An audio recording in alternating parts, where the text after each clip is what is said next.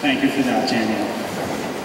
In a sense, all three of our speeches today, though very different in topic, they all deal with the way in which spaces and the places in our lives inform who we are. So Henry, in that small little berth with his dad, got to know him even better than he already did. And Daniel at FSP and Friends Camp discovered these values that are so important to him.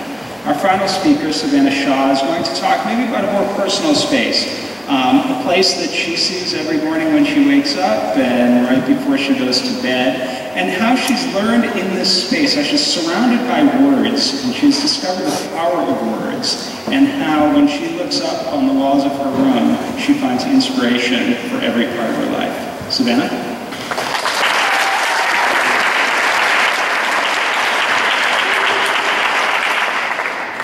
Thank you, Mr. Marconish.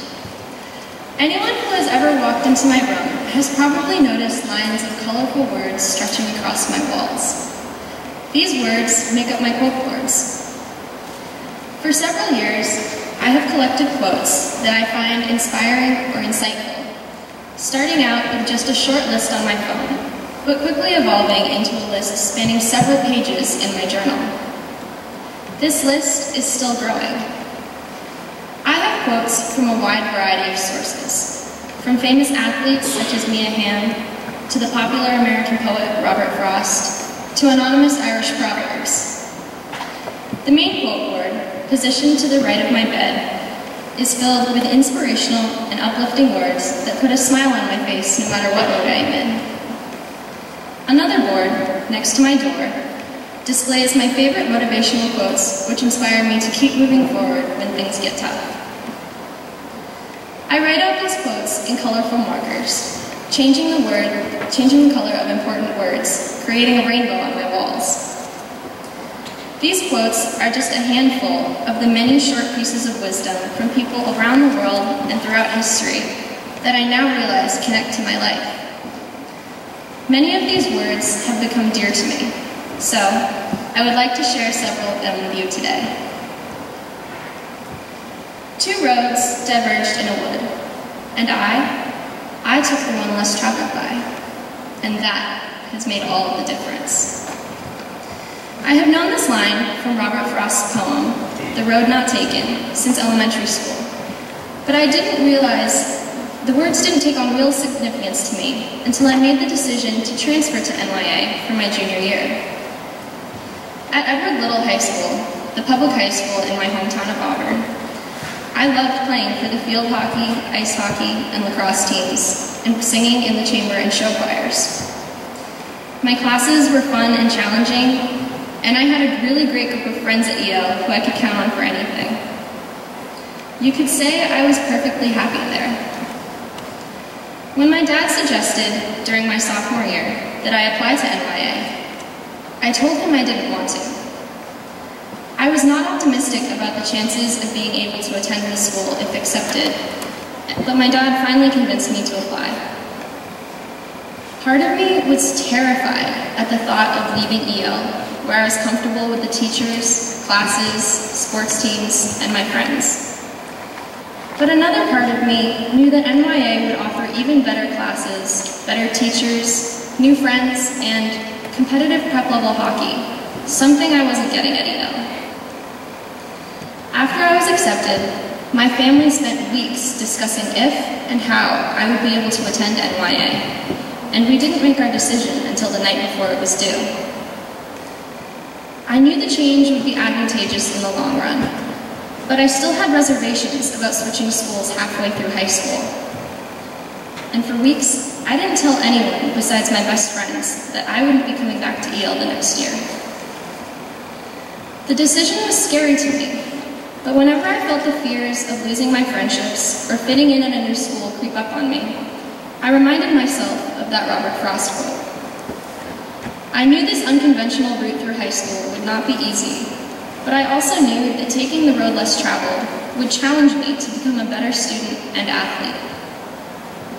After being at NYA for over a year, I can confidently say that taking the road less traveled has not only helped me to become a better student and athlete, but has also helped me grow into a better thinker, musician, and friend, introducing me to new ideas and wonderful people who I would not have encountered were it not for that fork in the road.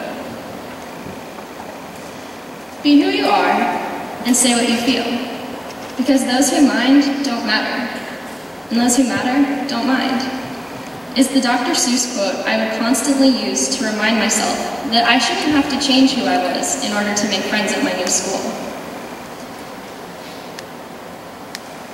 Although one of my biggest fears when I transferred to NYA was that I wouldn't make the same kinds of friends that I had at EL, these fears proved to be totally unnecessary.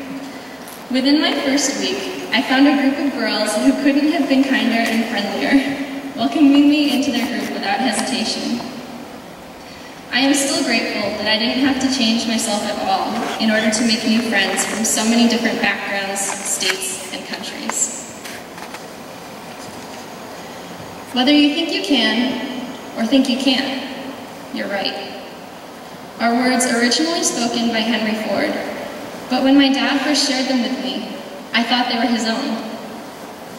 This quote reflects the quirky style in which my dad gives me advice, showing a hint of his dad's sense of humor, while also reminding me about a valuable message about life.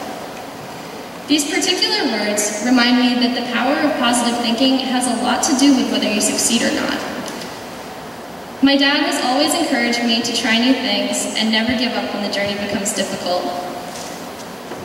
To me, this quote is not just a good piece of advice. It is wisdom from my dad. Although he may not want me to, I aspire to emulate my dad.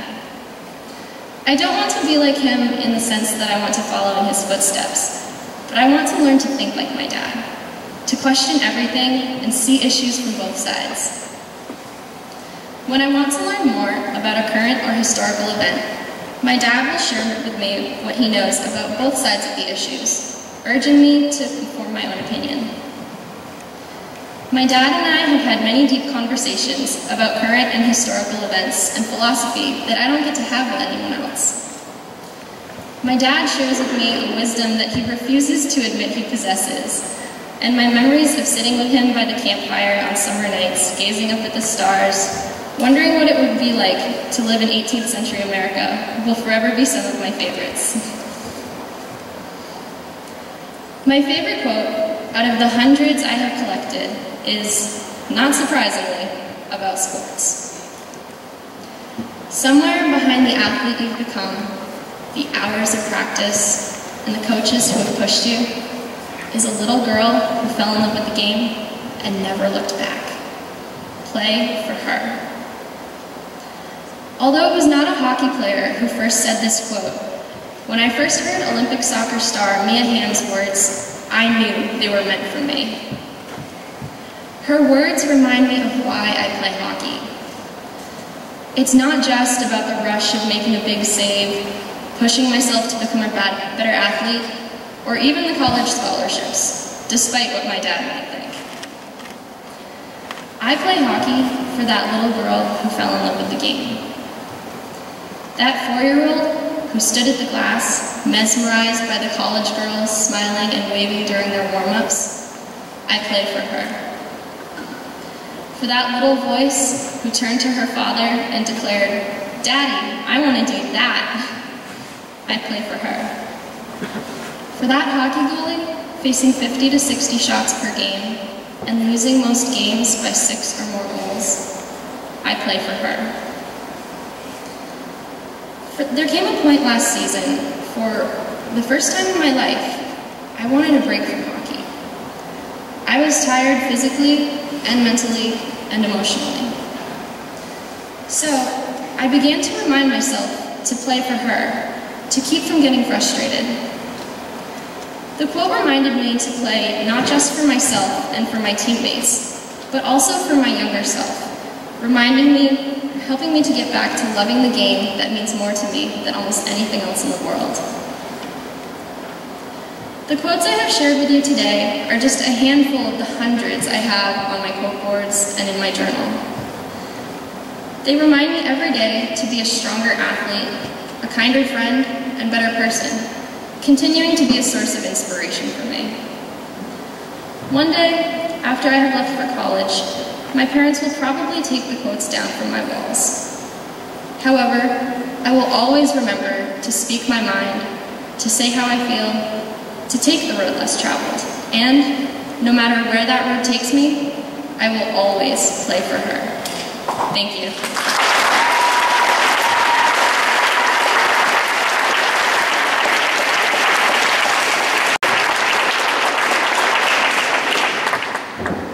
Henry, Daniel, Savannah, thank you. Everyone, happy Thanksgiving.